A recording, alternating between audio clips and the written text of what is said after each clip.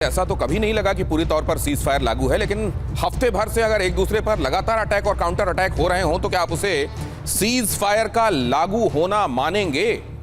इसीलिए हम कह रहे हैं कि क्या संधि की संभावना समाप्त हो गई है और इसीलिए पिछले हफ्ते भर से क्या युद्ध का वार्म अप शुरू हो रहा है? क्या ये युद्ध का वार्म अप चल रहा है और आगे युद्ध ही एकमात्र विकल्प दिखाई दे रहा है? हम क्यों कह रहे हैं ऐसा, क्या क्या हुआ है बीते दिनों ऐसा और आगे क्या होता हुआ दिखाई दे रहा है, आज आपके सामने सब कुछ रखूंगा। मेरे साथ होंगे खास मेहमान जो आपको सिचुएशन समझने में मदद करेंगे, लेकिन पहले आज के अपडेट्स पर निगाह डालिए जो आपको ये बताएंगे कि असल में इन तमाम चीजों को आगे होने वाली घटनाओं के बरक्स कैसे देखा जाना चाहिए। शांति वार्ता पर ईरान के विदेश मंत्री अब्बास अराक्ची का बयान आया है, लेबनान समेत सभी मोर्चों पर युद्ध विराम होना चाहिए। अब्बास अराक्ची ने कहा जब तक लेबनान में पूरे तौर पर युद्ध विराम नहीं होगा और सभी मोर्चों पर युद्ध विराम नहीं होगा तब तक हम इसको शांति नहीं मानेंगे। एक मोर्चे पर उल्लंघन यानी सभी मोर्चों का उल्लंघन माना जाएगा और उल्लंघन के लिए अमेरिका और इजराइल जिम्मेदार होंगे, अब्बास अराक्ची ने कहा है। तो लगातार लेबनान पर चलने वाले हमले, असल में हिजबुल्लाह को टारगेट करके आईडीएफ की तरफ से होने वाले हमले, इसको लेकर निर्णायक तौर पर अब्बास अराक्ची ने कहा है कि ऐसे में इसको सीज फायर नहीं माना जा सकता। एक मोर्चे पर सीज फायर का उल्लंघन मतलब सभी मोर्चों पर सीज फायर का उल्लंघन इसे माना जाएगा। तो क्या ईरान इन अ वे ये कह रहा है कि सीज फायर कभी हुआ ही नहीं? क्योंकि कभी भी ऐसा नहीं हुआ बीते दौर में। बेशक अमेरिका ने और ईरान ने सीज फायर एक दूसरे के ऊपर वैसे इंटेंस अटैक ना किए हो, लेकिन लेबनान के ऊपर तो हमेशा से इजराइल का इंटेंस अटैक ही चला है। ईरान के ऊपर जब हमले हुए तो और ज्यादा इंटेंस हमले होने शुरू हुए हिजबुल्लाह के ऊपर, लेबनान के ऊपर, और वो कभी ऐसा लगा नहीं कि कम होते दिखाई दे रहे हैं। तो क्या अब्बास अराक्ची ये कह रहे हैं कि ये सीज फायर कभी हुआ ही नहीं? अगली खबर की तरफ आपको ले चलता हूं। इजरायली हमलों से दक्षिण लेबनान में कोहराम, लगातार हमले चल रहे हैं, खासतौर से सदर्न लेबनान में ये हमले चल रहे हैं और लगातार हम आपको रिपोर्ट भी कर रहे हैं। हर दिन आपको बता रहे हैं, कई इलाकों को खाली करने के लिए कहा जाता है, कई जगहों पर जैसे ताबड़तोड़ और भीषण हमले किए जा रहे हैं। उसी के चलते आखिरकार ये कहना पड़ा है अब्बास अराक्ची को कि अगर लेबनान पर हमले किए जा रहे हैं तो फिर इसको हम सीज फायर कैसे माने? आज हुए हमले के संदर्भ में ये तस्वीरें जरा देखिए और सुनिए इन आवाजों को।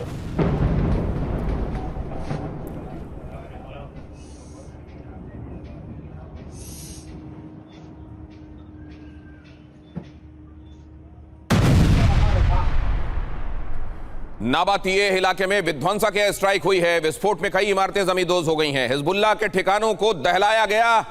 आरटी ने जारी किया है ये वीडियो, ये खतरनाक वीडियो जो इस वक्त आप यहां पर देख रहे हैं, ये बहुत भीषण दहलाने वाला वीडियो। ये रिहायशी इलाका दिखाई दे रहा है, लेकिन यहीं पर हिजबुल्लाह ने एक तरीके से हाइब्रिड तौर पर अपने आप को छिपाया हुआ है। मतलब उन जगहों को मिलिटरीली इस्तेमाल किया जा रहा है हिजबुल्लाह की तरफ से जो कहने के लिए रिहायशी इलाके हैं और इसीलिए आईडीएफ यहां पर स्ट्राइक कर रहा है। इजराइल की तरफ से यह सफाई आ रही है, लेकिन इस तरह के हमले लगातार हो रहे हैं सदर्न लेबनान में। और यहां पर देखिए जरा अगली खबर में, लेबनान हमले पर आईआरजीसी प्रवक्ता की चेतावनी क्या आई है।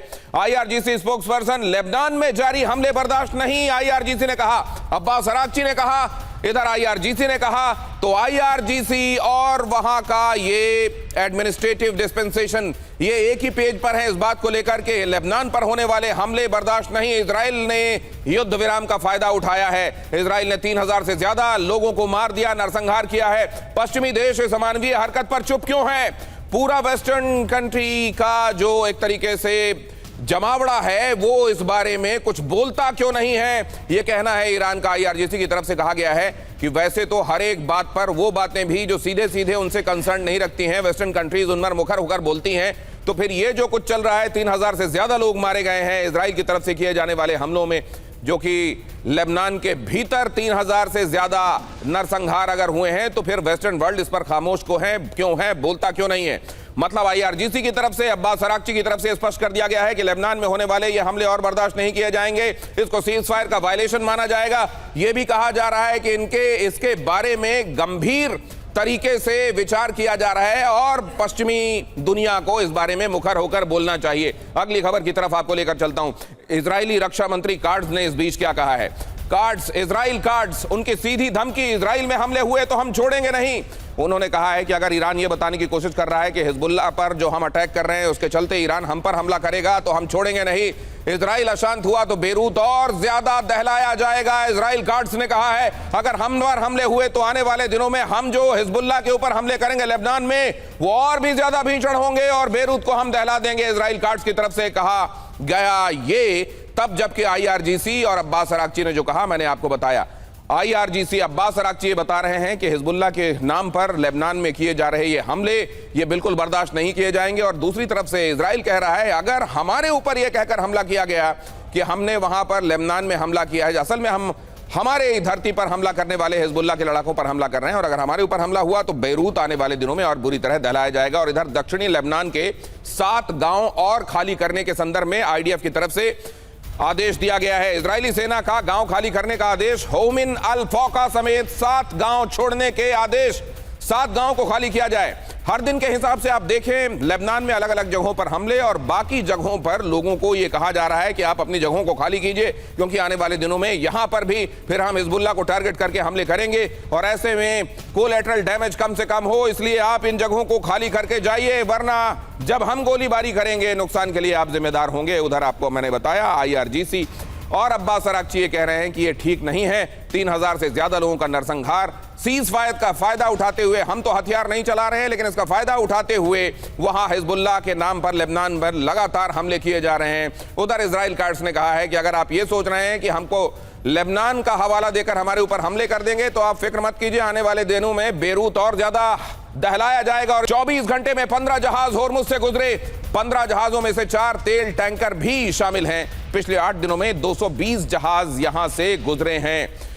पिछले 8 दिनों में करीब 225 जहाज यहां से गुजरे हैं। होर्मुज संकट के बीच में आईआरजीसी ने दावा किया है अभी बीते 24 घंटे में 15 जहाज होर्मुज से गुजरे हैं जिनमें से 4 तेल टैंकर भी शामिल हैं और 8 दिन पिछले एक हफ्ते का हवाला देते हुए लगभग उन्होंने कहा है कि 225 जहाज यहां से गुजरे हैं।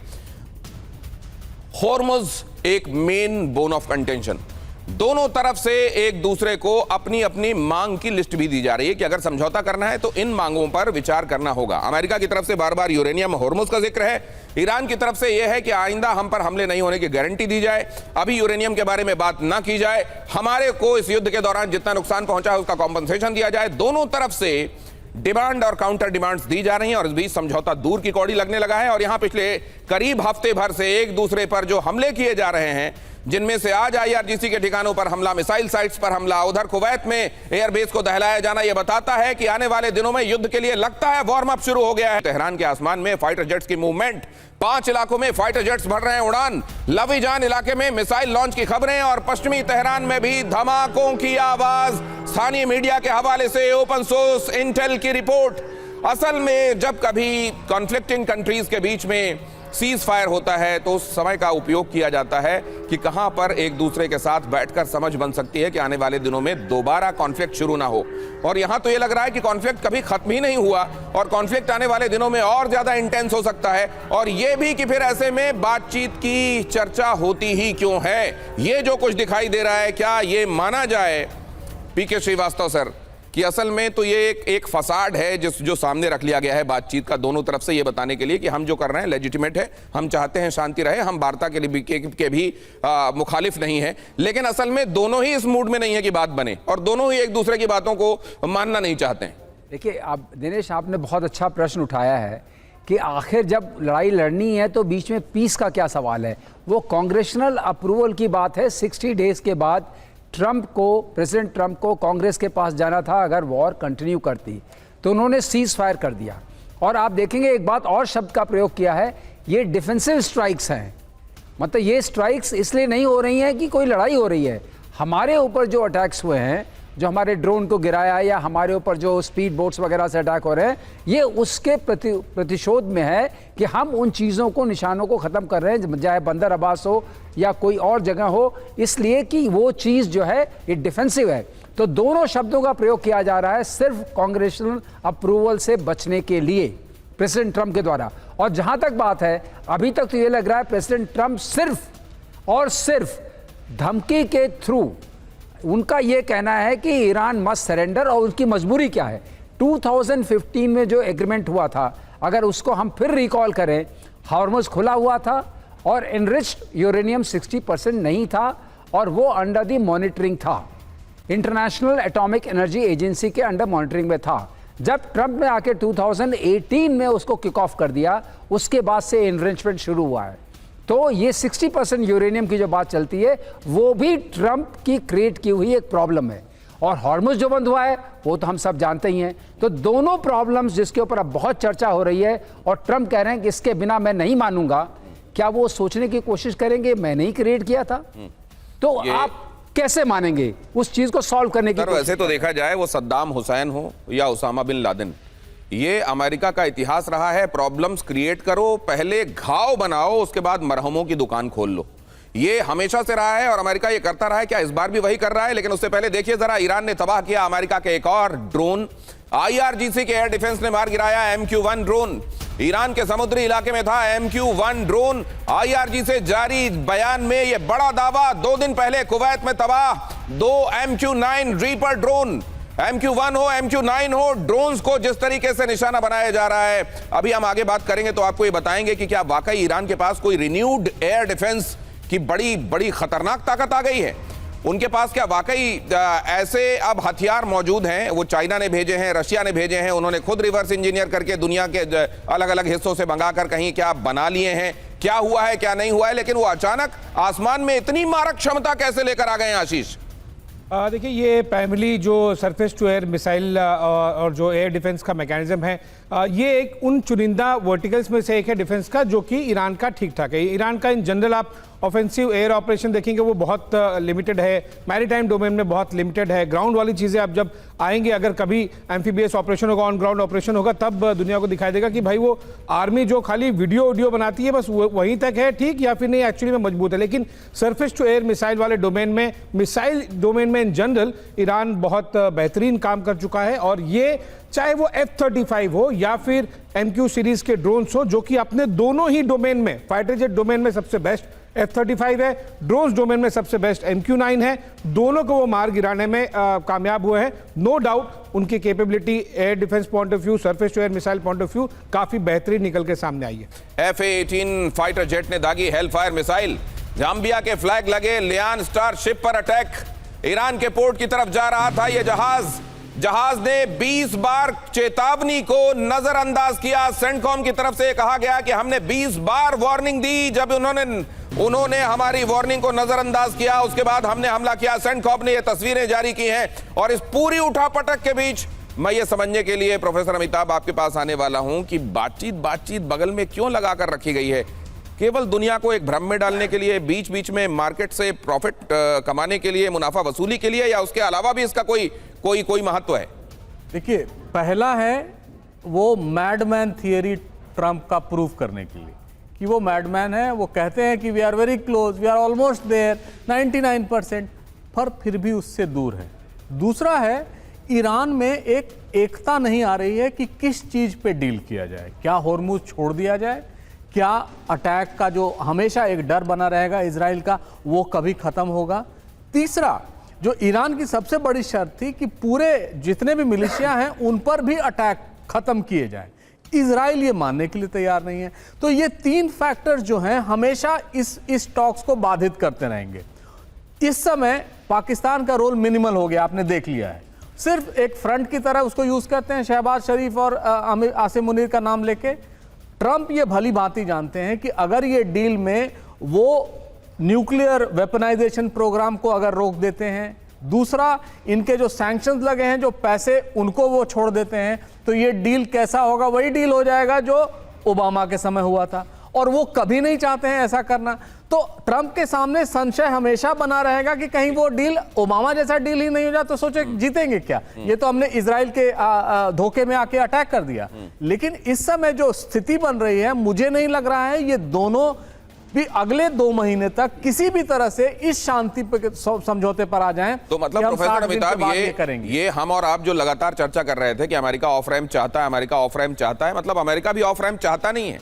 ऑफ रैंप चाहता हुआ दिखाई देना चाहता है, टू सर्टेन एक्सटेंट चाहता भी है, लेकिन ऐसा नहीं है कि पूरे तौर पर वो ऑफ रैंप। वो भी शायद वो केवल कहने के लिए था कि we don't want a forever war situation, ये तो लगता है कि यहां पर फॉरएवर वाली ये नासूर बनता जा रहा है ये घाव। क्या ये नासूर बन चुका या अब भी इसका रिएड्रेसल, इसका ठीक होना, इसका इलाज होना संभव है? प्रोफेसर अशोक सज्जनहार सर, आपके पास ये सवाल लेकर आऊंगा। उससे पहले जरा ये दिखा दूं कि कुवैत में ईरान ने कैसे हमला किया है। अल सलेम एयरबेस पर मिसाइल अटैक किया गया है। अमेरिकी बेस पर दागी बैलिस्टिक मिसाइलें। ईरान ने ड्रोन कमांड सेंटर पर हमले का बदला लिया। आईआरजीसी ने कहा कि हमने ये अवेंज किया, हमने ये बदला लिया है, इसलिए क्योंकि हमारे ऊपर हमला किया गया था और कुवैत से वो हमला आया था, इसलिए हमने कुवैत एयरबेस पर ही हमला किया। और यहां पर जब हमला किया गया तो आसमान में वैसी ही लकीर खींची हुई दिखाई दी जैसा आपको लगातार फरवरी 28 के बाद करीब सवा महीने तक आपको लगातार ये होता हुआ जो दिखाई दिया था आसमान में, इसी तरह की लकीरें। और ये लकीरें जो सफेद लकीरें हैं असल में नीचे इंसानों के ऊपर गिरकर एक स्याह इबारत लिखती रही, आपको मालूम है। लेकिन अशोक सज्जनहार सर, इस सब के बीच में इंटेंशंस क्या हैं, चाहा क्या जा रहा है? अब रियलिस्टिकली दोनों को मालूम है कौन किस बात पर कितना आगे बढ़ेगा। ऐसे में क्या वाकई कि यहां कुछ जल्दी होता हुआ दिखाई दे रहा है या ये रशिया यूक्रेन बन चुका अब ये होर्मुज वाला मामला भी, ईरान अमेरिका इजराइल भी? देखिए, मैं तो एक जैसे कहा जाता है सैटेलाइट व्यू या एक ड्रोन व्यू देखता हूं जो भाई ओवरऑल इसका क्या पर्सपेक्टिव है, और ओवरऑल पर्सपेक्टिव में देखता हूं जो जल्दी से जल्दी दोनों साइड को किसी ना किसी निष्कर्ष पर आना पड़ेगा, किसी ना किसी प्रकार का समझौता करना पड़ेगा। अब शॉर्ट टर्म में जो कुछ भी होता है, देखिए शॉर्ट टर्म में भी सभी यही लोग कह रहे थे मिड टर्म इलेक्शन आ रहे हैं, वहां गैस प्राइसेस ज्यादा हो गए हैं, वहां पर उनका सपोर्ट कम होता जा रहा है, वहां पर इन्फ्लेशन बढ़ता जा रहा है, तो इसीलिए उनको वो चाहिए। दूसरा, ईरान के लिए वो कह रहे थे भाई ये तो आईआरजीसी के है, अल्ट्रा राइट, अल्ट्रा एक्सट्रीम की उसमें आ गया है, तो इसीलिए वो उनके ऊपर भी दबाव होगा जो किसी प्रकार का वो अब किया जाए। परंतु ऐसा लगता है जो अमेरिका का जो हम देख रहे हैं दिनेश जी इस समय, तो वो ये देख रहे हैं जो हमारा जो तेल बिक रहा है बहुत जबरदस्त बिक रहा है, बहुत उसका डिमांड है और बहुत उसका दाम ऊपर बढ़ गया है।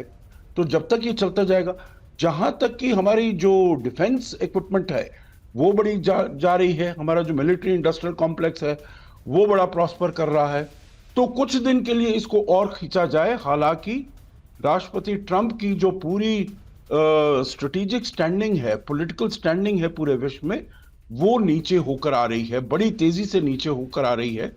तो वो शायद ये समझ रहे हैं जो इसको मैं जल्दी से वो कर लूंगा, फिर से रिवाइव कर लूंगा, क्योंकि और कोई दुनिया के पास और कोई अल्टरनेटिव नहीं है अमेरिका के साथ काम करने का, अमेरिका के साथ कोऑपरेट करने का। राइट। तो शायद यही उन्होंने शॉर्ट टर्मिज्म में देखा है, परंतु long term, medium term, long term में देखता हूं यकीनन दोनों को नेगोशिएटिंग टेबल पर आकर किसी ना किसी प्रकार का समझौता जरूर करना पड़ेगा। ये महत्वपूर्ण बात अशोक सज्जनहार साहब कह रहे हैं। ये बातें तो सामने आ रही हैं कि असल में डोनाल्ड ट्रंप ने जिन जगहों पर पैसा लगाया हुआ है वो जगहें तो बड़ा शूट कर रही हैं, ऊपर की तरफ जा रही हैं, लेकिन खुद डोनाल्ड ट्रंप की इमेज और उनकी रेटिंग लगातार नीचे की तरफ आ रही है, प्लूमेट कर रही है। और ऐसे में उनको चिंता है कि अपनी इमेज की 8 दिन में 5 बार यूनाइटेड स्टेट्स वर्सेस ईरान प्रहार हुआ है।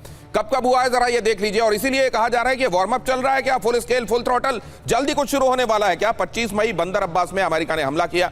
हमले में ईरान नेवी के 4 सैनिक मारे गए। जवाबी कार्रवाई में यूनाइटेड स्टेट्स वॉरशिप पर हमला हुआ।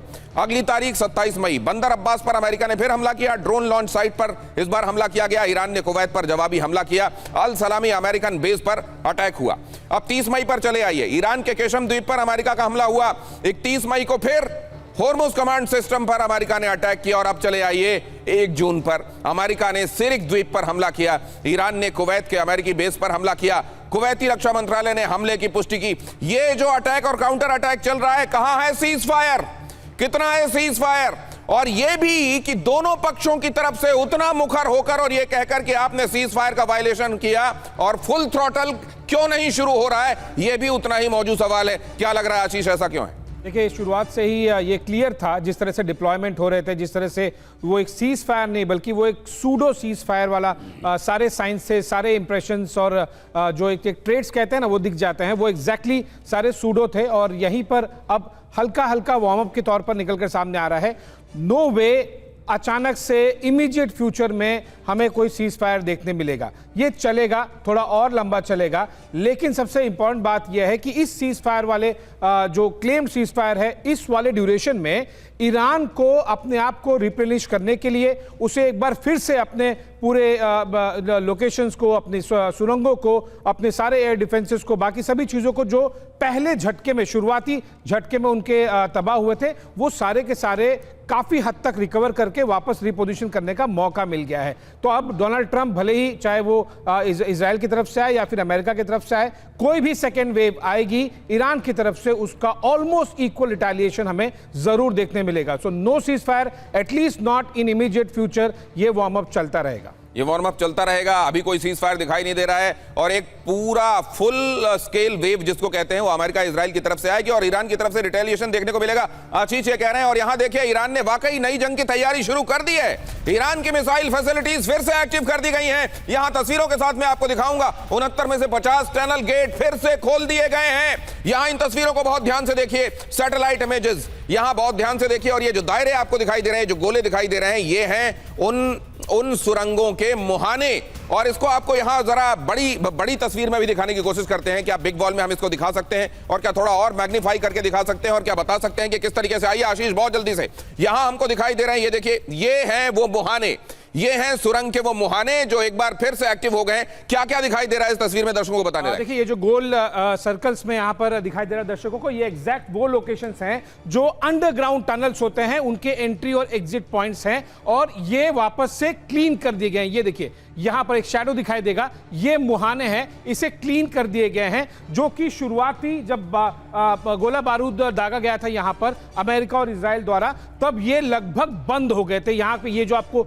ऐसे स्नेक स्ट्रक्चर में दिखाई दे रहा है, ये बेसिकली वो रास्ते हैं जो इन सुरंगों से अंदर और बाहर जाने के हैं। मुझे तो कुछ गाड़ियां, ट्रक नुमा आर्मर्ड व्हीकल जैसा कुछ भी ये दिखाई दे रहा है। स्लाइड में यहां दिखाई दे रहा है, ये यहां पर रोक दीजिए जरा, ये देखिए। हाँ। ये एग्जैक्टली ये मूवमेंट जो डेब्रीज हटाना होता है, ये आपको ऐसे देखिएगा लगेगा कोई अंडर कंस्ट्रक्शन साइट। और ये सैटेलाइट तस्वीरें हैं, यहां पर आपको दर्जनों ट्रक्स दिखाई देंगे, यानी कि ये जो ट्रैक्स है ना, तो ये यहां से निकल रहे हैं, वो है सुरंग का मुहाना। ये जो काला सा दिखाई दे रहा है वो सुरंग का मुंह है और ये पूरा वो ट्रैक है जिससे होकर ये हथियारों की आवाजाही या शायद सैनिकों को लाया ले जाना, या ये अभी क्लियर किया जा रहा है। अभी ये क्लियर किया जा रहा है। दर्शकों को लार्जर पर्सपेक्टिव के लिए बता दूं, इससे पहले जो हमने 4-5 अलग अलग गोले करके तस्वीरें दिखाई थी ना, ये उसका एक जूम्ड इन वर्जन है। ये देखिए ये जो अलग अलग दिखाए थे, अब इसका एक यहां पर भी आपको ट्रक्स दिखाई देंगे। ये एक का जूम्ड इन वर्जन है कि किस तरह से इन मुहानों को अब क्लियर कर दिया गया है, यानी कि एग्जैक्टली वही बात जो मैं कह रहा था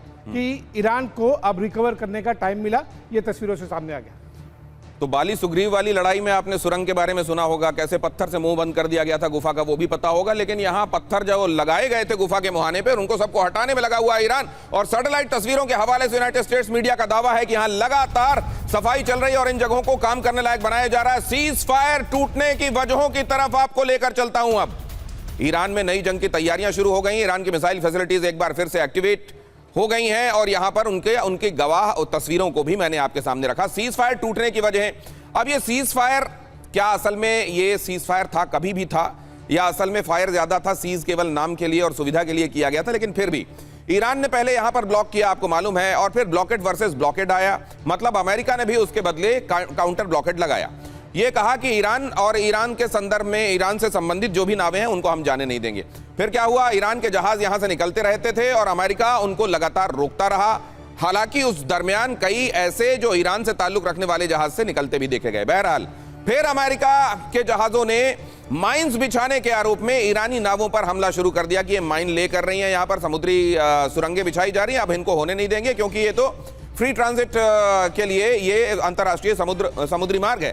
अमेरिका ने 3 हफ्तों में 70 कॉमर्शियल जहाज यहां से फिर निकाले और ट्रांसपॉन्डर बंद करके अमेरिका ने यहां से, क्या उसकी एक तरीके से समझ लीजिए कि उसकी पहचान को गोपनीय रख के, उसकी पहचान छिपा कर यहां से अमेरिका ने 70 जहाज निकाले। और ये जब चल रहा था, जाहिर है ईरान ने अपना ब्लॉकेड पहले ही अनाउंस किया हुआ था। इस तरीके से जहाजों को निकाला जाना, उधर ईरान के जहाज वहां ना पहुंचने पाए और ईरान के बंदरगाहों से निकलने वाले जहाज आगे ना जाने पाए, अमेरिका पूरी कोशिश कर रहा था। ईरान अमेरिकी हमले का जवाब देते हुए लॉन्च साइट को इधर निशाना बना रहा है। लॉन्च साइट्स कुछ मैंने आपको बताई कहां पर क्या हो रहा है, और इसीलिए पिछले 7-8 दिनों में लगातार एक दूसरे के ऊपर अटैक और काउंटर अटैक हुए हैं। और इस तरह बेशक ये नहीं कहा गया कि now there is no ceasefire in place, लेकिन दिखाई यही दे रहा है कि सीज फायर नाम की चिड़िया केवल नाम के लिए यहां पर है। अब जरा आगे चले आइए। कुवैत में ईरान के हमले से हड़कंप, कुवैत पर फतेह 110 मिसाइल से हमला किया गया। रिपोर्ट्स ये बता रही हैं हमारे हमले में अमेरिकी सैनिकों के घायल होने की खबरें हैं। अमेरिकी सैनिक एक एक body bag, mid term elections, इसको लेकर हम लगातार चर्चा करते रहे। क्या डोनाल्ड ट्रंप इसके लिए भी तैयार हैं? हिमाचल श्रीवास्तव।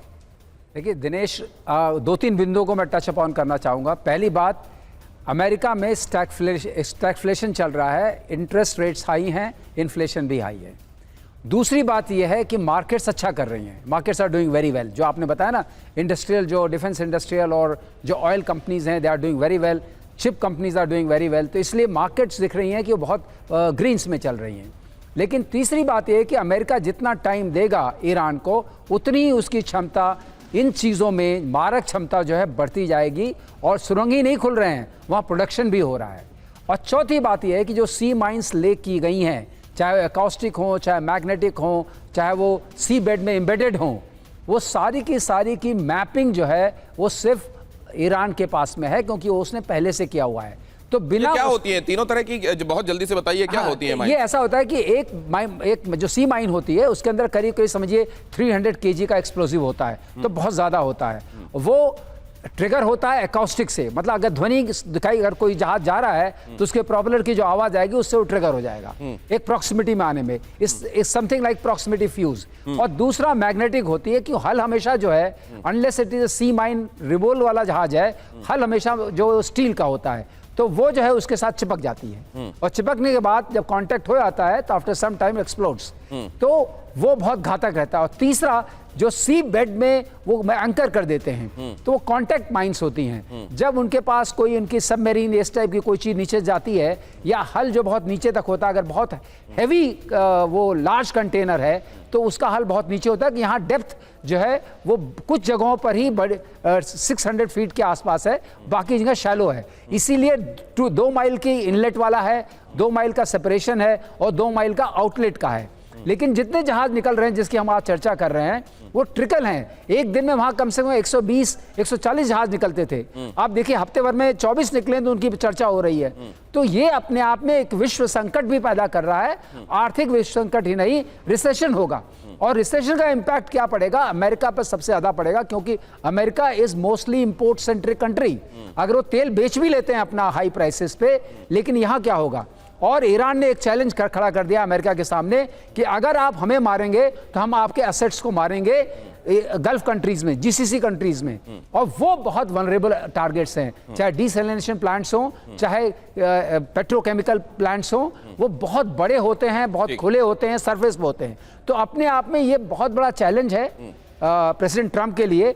इसके लिए उन्हें कुछ न कुछ तो सोचना पड़ेगा, और यही विचार चल रहा है। जो उन्होंने कहा था मैं फाइनल डिटर्मिनेशन करूंगा, वो भी इनडिटर्मिनेट रह गया। तो आप समझ सकते हैं वहां पर वो कैसी है। और of course it is not a popular war in popular war नहीं है, और जबरदस्त असमंजस और वहां चल रही है। अगर दिनेश कहें, एक मैं जरूर करना चाहूंगा। इस वक्त मुझे प्रेसिडेंट जॉनसन की याद आती है, जिन्होंने वियतनाम में शुरू किया था युद्ध। उनके 3 साल के बाद जब चौथा उनका साल आया, उनको समझ में आ गया कि ये गलत काम हुआ है, और वो एक्चुअली री इलेक्शन के लिए नहीं खड़े हुए। उनकी बहुत रेटिंग गिर गई थी। तो अब जो क्या वैसा ही वो एनालॉजी है आज के हिसाब से? आज के क्या डोनाल्ड ट्रंप के साथ वही होने वाला है? ये सोचने वाली बात, ये सोचने वाली बात है। और कुवैत में हाई अलर्ट पर एयर डिफेंस फोर्स। अगली खबर देखिए, अल सलेम एयरबेस पर एयर डिफेंस सिस्टम एक्टिवेटेड। 6 ईरानी मिसाइलें मार गिराने का दावा, MQ-9 रीपर ड्रोन भी नष्ट करने का दावा। ये दावा किया जा रहा है कि हमने ईरान के ड्रोन को नष्ट कर दिया, 6 ईरानी मिसाइलें मार गिराई, ऐसा भी कहा जा रहा है। यहां ये दावा किया जा रहा है। जाहिर है यूनाइटेड स्टेट्स जब यहां कुवैत में एयरबेस की रक्षा कर रहा है, तो ये दावा किया जा रहा है कि हमने वो मिसाइलें जो इस तरफ आ रही थी उनको मार गिराया है। कुवैत में हाई अलर्ट पर एयर डिफेंस फोर्स। अल सलेम एयरबेस पर एयर डिफेंस सिस्टम एक्टिवेटेड है। 6 ईरानी मिसाइलों को मार गिराने का दावा है। यहां ये तस्वीरें आपके सामने। अब जरा ये जो कहा जा रहा था डोनाल्ड ट्रंप की तरफ से कि हमने उनकी जो वायु क्षमता है और उनकी जो जल क्षमता है, इसको तो एकदम खत्म कर दिया है। अब ये जरा सोचिए कि अपने आसमान को इतना सुरक्षित तो बना कैसे रहे। ये बहुत सारी बातें हो रही हैं कि शायद उन्होंने इंडिजिनस तरीके से, सैंक्शंस के बावजूद उन्होंने स्वदेशी तरीके से बहुत कुछ डेवलप किया है। चीन से उनको सप्लाई मिलती रही है और रशिया से भी उन्होंने इंपोर्ट किया है, ये बातें कही जा रही हैं। क्या वाकई ऐसा हो रहा है? अगर ऐसा है तो चाइना और रशिया में ज्यादा मदद कौन दे रहा है? स्वदेशी विकास दशकों से चल रहा है, सैंक्शंस के कारण खुद हथियार बना रहा है ईरान, और अब बहुत सक्षम हो गया है कि सैंक्शंस के बीच में से रास्ता निकालकर अपनी टेक्नोलॉजी को कैसे इतना बनाए रखना है जो एसिमेट्रिक वॉरफेयर में उनको एज देता रहे। रिवर्स इंजीनियरिंग भी की जा रही है और यह बताया जा रहा है कि यह ईरान की सबसे बड़ी स्ट्रेंथ है। हालांकि चाइना की अपनी एक बड़ी स्ट्रेंथ है रिवर्स इंजीनियरिंग, लेकिन अब ये ईरान और वो तमाम, और ये मजबूरी भी है कि अगर आप ऐसा नहीं करेंगे तो वो जब इस तरीके के दम घोटू सैंक्शंस आप पर लगे हुए हों तो आप अपनी सुरक्षा के लिए चीजें बनाएंगे कैसे? रशिया से आयात हुआ है S-300 PMU-2, 2016 में यह दिया गया था रशिया की तरफ से। रशिया से ही वर्वा मैनपैड्स भी दिए गए, 2026 में यह डील हुई थी। 2016 और 2026 ये रिमार्केबल रशिया के। और SQ-9B, ये इस तरीके के सिस्टम और मैनपैड्स जाहिर है चाइना की तरफ से ये सप्लाईज हुई हैं। क्या यही वो स्ट्रेंथ दे रही हैं ईरान को? तो क्या वैसा ही, क्या ये इस स्ट्रेंथ का मुजाहरा फेज 1 में भी हुआ था क्या, जब 28 तारीख को जंग छिड़ी फरवरी में? चीन से supply, anti stealth radar, dual technology मतलब कुछ बाहर से मंगाया हुआ, कुछ अपना, और उनको जोड़कर अपना कुछ बनाया हुआ और कंपोनेंट्स। क्या इन्हीं के बूते ये इतना मजबूत एयर डिफेंस की इस पर चर्चा होने लगी है कि अचानक ईरान इतना मजबूत क्यों दिखाई दे रहा है? एक बार फिर से श्रीवास्तव सर आपके पास आना चाहूंगा। ये ओवरहाइप्ड है या वाकई सरप्राइज करता है, और अगर करता है तो कहां से आ रहा है? दिनेश, एक बात कहूंगा, ड्यूअल टेक्नोलॉजी का मतलब होता है वो आइटम जो सिविल में भी यूज हो सकता है और डिफेंस में भी यूज हो सकता है। अच्छा। ये जेनरिक आइटम है। ओके। सो इसका मतलब कि वो commercially of the shelf available items है। ओके। और शाहिद ड्रोन जो बनाया गया था वो मोस्टली उन्हीं आइटम्स को लेके बनाया गया था, और जिस तरीके से संरचना की गई वो बहुत घातक साबित हुआ। वो देखा है, रशिया ने भी उसको बहुत इस्तेमाल किया है। तो इंपोर्ट के लिए जो ग्रे चैनल्स होते हैं उसका इस्तेमाल हो रहा है। उसमें आपने बिल्कुल ठीक कहा, उसकी सप्लाई लाइंस जो हैं वो रशिया से भी आती हैं और चाइना से भी आती हैं, और इस तरीके से वो जुगाड़ चलता है, उसको जुगाड़ टेक्नोलॉजी करते हैं। कभी कभी इसका इस्तेमाल हर देश करता है। तो जहां तक सवाल है, सैंक्शंस में जब आप रहते हैं तो उसी तरीके से आप रगेड सप्लाई चेन्स डेवलप कर लेते हैं अपनी सुरक्षा के सामानों की। अब ये जिसकी चर्चा बहुत हो रही है सर, आराशे कामांगीर जिसको नाम दिया गया है, ये इसके बारे में बड़ी इस समय चर्चा है कि ये मंडराने वाली, सतह से हवा में मार करने वाला ये मिसाइलें होती हैं इसमें, और ये कोई भी हवा में उड़ने वाली चीज जो घातक दिखाई दे और दुश्मन दिखाई दे उसको मार करने में सक्षम, कहीं भी इसको ले जाया जा सकता है बड़ी आसानी से। इसकी मोबिलिटी आसान है और छिपाने लायक है, ये आसानी से इसको कंसील भी किया जा सकता है। इसमें हीट सीकर्स लगे होते हैं ऐसा बताया जाता है, और गर्मी महसूस करके अटैक करने में माहिर है। एंटी रेडिएशन मिसाइल से बचने में सक्षम है, दुश्मन के छिपे हुए ऑब्जेक्ट्स को पहचानने की क्षमता है, लेजर फ्यूज से टारगेट डिस्ट्रॉय कर सकती है ये, और रेंज 100 किलोमीटर तक बताई जाती है। इसकी स्पीड 735 किलोमीटर प्रति घंटा बताई जाती है। केशम द्वीप पर अमेरिकी MQ-9 ड्रोन इसी ने मार गिराया था आशीष बहुत क्विकली। क्या ये नाम, क्योंकि उनके नाम वाकई हमने खुर्रम शहर और इस तरह, क्या वैसे ये उसी तरीके का कुछ है या वाकई ये कुछ ऐसा है जो डेडली है? देखिए, ये तो प्योर सैम है, ये सरफेस टू एयर मिसाइल और एयर डिफेंस में इनके बहुत इंपॉर्टेंट रोल है। लेकिन इससे ऊपर वाली कैपेबिलिटीज तो ईरान ने ऑलरेडी पूरे वर्ल्ड के सामने, खुर्रम शहर 4000 4K वाली, आपको याद होगा कि US एयरबेस पर वो इंडियन ओशन में वार कर चुके थे। जब दुनिया को लग रहा था कि अभी 1,500-2 हज़ार के ऊपर का इन्होंने कभी किलोमीटर के ऊपर का कभी कोई टेस्ट नहीं किया है, कोई नोटैम नहीं इशू किया है, तब उन्होंने 4000 किलोमीटर टेस्ट करके दिखा दिया था कि किस तरह से वो इतनी लंबी मिसाइलों की कैपेबिलिटी। तो ये है क्या, ये जो दिखाई दे रही है आराशे कामांगीर, इन्होंने खुद बनाया है या ये बाहर से आयातित कुछ है जिसको अपना नाम दिया है? देखिए, जब आप 4000 किलोमीटर की बात करें तो ये तो 100, 150, 200 किलोमीटर की रेंज है। ये तो डिफॉल्ट ही उस पूरे एनवेलप के अंदर में कवर्ड हो जाता है। तो इस तरह की मिसाइलें, इसके और भी वेरिएंट्स अलग अलग तरीके, चाहे वो ऑफेंसिव और डिफेंसिव हो, वो उनके पास ऑलरेडी किटी में है। तभी तो F-35 और MQ-9 मार के गिरा रहे हैं। और US से टकराव के बीच ईरान इंटरनेशनल का दावा, ईरानी राष्ट्रपति ने इस्तीफे की पेशकश की। ईरान इंटरनेशनल ये बात कह रहा है। पेजेश्कियान ने सुप्रीम लीडर को भेजी चिट्ठी, मसूद पेजेश्कियान के IRGC पर गंभीर आरोप, बड़े फैसलों में सरकार की अनदेखी की जा रही है। ईरान इंटरनेशनल के हवाले से बड़ी खबर, अशोक सज्जनहार सर, ये प्रोपेगेंडा है या असलियत सर? 30 सेकंड। बिल्कुल असली है ये सर? दिनेश, इस प्रश्न के लिए बहुत ही महत्वपूर्ण प्रश्न है। बिल्कुल ही असलियत है, क्योंकि सभी लोग जानते हैं जो बहुत ही ज्यादा ईरान के अंदर गुटों में पोलराइजेशन हो चुका है। और जितना जितना ये देरी तक चलता है, जितनी और आगे युद्ध चलता है दिनेश, उतना ही वहां पर, जैसे मैं कह रहा था, अल्ट्रा अल्ट्रा राइटिस्ट, हाँ अल्ट्रा अल्ट्रा एक्सट्रीमिस्ट, हाँ। उनके हाथ में ये डोर और कमान आ रही है। मैं इसलिए ये और सवाल इसी पूछ रहा हूं का सर, ये क्योंकि नतीजा है। ये कहा गया कि असल में ईरान इंटरनेशनल एक यूके फंडेड न्यूज एजेंसी है और उसकी तरफ से दी गई इस तरह की खबरों पर बियॉन्ड मतलब एक हद से ज्यादा भरोसा नहीं किया जा सकता। क्या ऐसा है? अब जरा देखिए इस्तीफे की पेशकश के बीच पेजेश्कियान ने क्या कहा, जब तक शरीर में जान है काम का जारी रखूंगा, शक्ति से डटा रहूंगा या शहीद हो जाऊंगा। ईरान के राष्ट्रपति मसूद पेजेश्कियान का यह बयान सामने आया है। ये प्रोपेगेंडा है या सच है? पेजेश्कियान का इस्तीफा सच या प्रोपेगेंडा? जरा जल्दी से देखिए। ईरान इंटरनेशनल का दावा, राष्ट्रपति पेजेश्कियान ने इस्तीफा दिया, यह कहा जा रहा है। मसूद पेजेश्कियान ने सुप्रीम लीडर के ऑफिस को, मुस्तफा को, यह इस्तीफा भेजा। पत्र में पेजेश्कियान ने आरोप लगाया कि बड़े फैसले आईआरजीसी कमांडर ले रहे हैं, तो फिर मेरा काम क्या है? राष्ट्रपति और चुनी हुई सरकार को साइडलाइन कर दिया गया है। और यही बात अभी अशोक सज्जनहार सर कह रहे थे कि ऐसे में अल्ट्रा राइटिस्ट जो होते हैं, एक्सट्रीमिस्ट होते हैं, वो अपनी जगह बनाने लगते हैं और सरकार की कोई सुनता नहीं है। ईरानी सरकार ने इस रिपोर्ट को पूरी तरह खारिज किया। आईआरजीसी और सरकार की मीडिया ने इसे रूमर मॉन्गरिंग बताया। ईरान इंटरनेशनल अक्सर ईरान पर एंटी रिजीम खबरें ब्रेक करता रहा, यह भी कहा गया। प्रोफेसर अमिताभ, सच्चाई क्या है? बहुत जल्दी से सर। देखिए, बहुत मीडिया रिपोर्ट्स ये भी कह रहे हैं कि मुस्तफा खामनेई को आईआरजीसी ने बंधक बनाया हुआ है, जो वो कहते हैं वही करते हैं, और जो भी सबोटाज एक्टिविटीज हो रहा है टॉक्स को लेके, वो सिर्फ आईआरजीसी कर रहा है। क्योंकि आईआरजीसी को स्टेक कुछ नहीं है, उसका सब कुछ बर्बाद हो चुका है, ईरान बर्बाद हो चुका है। तो उस समय में उस टाइप के लीडर अब्बास अरागची या मसूद पेजेश्कियान, जो शुरू से मॉडरेट हैं, अमेरिका से दोस्ती के साथ रहते हैं, उनके लिए ये बड़ा मुश्किल समय है कि कैसे वो इन दोनों गुटों को, जो कहा जाए, जो एक पीस चाहता है और एक जो वॉर चाहता है, उनमें सामंजस्य, ये सामंजस्य कैसे बनाया जाए। और चलते चलते आपको यह खबर भी दिखाता हूं, आईडीएफ ने लेबनान में मचाई तबाही। आईडीएफ ने 3 महीने में तबाही का आंकड़ा जारी किया, 2700 हिजबुल्लाह ठिकानों पर निशाना। आईडीएफ ने बताया कि इस दौरान लगाया गया 550 हिजबुल्लाह के ठिकाने तबाह किए गए, 200 हथियार डिपो पर हमला किया गया। आज अड़ी में इतना ही।